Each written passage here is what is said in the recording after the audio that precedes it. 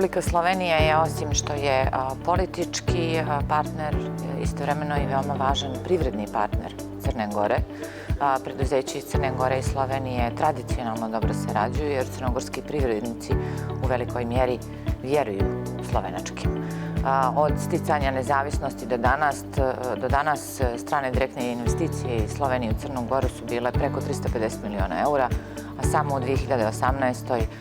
su bile preko 13 miliona eura, što dovoljno govori o tome da i slovenački privrednici vjeruju državi Crnoj Gori i biznisu u Crnoj Gori. Biznis forum i ovakve vrste gdje imamo preko 100 privrednika, što iz Crne Gore, što iz Slovenije, su odlična prilika da se u ličnoj komunikaciji, u ličnom kontaktu obnove neke stare veze, neka stara poznanstva i stara saradnja, kao i steknu neke nove. Vjerujem da će naši privrednici kroz direktnu komunikaciju dogovoriti saradnju, dogovoriti veliki broj poslova i nastaviti da uspješno i dobro sarađuju jedni sa drugim.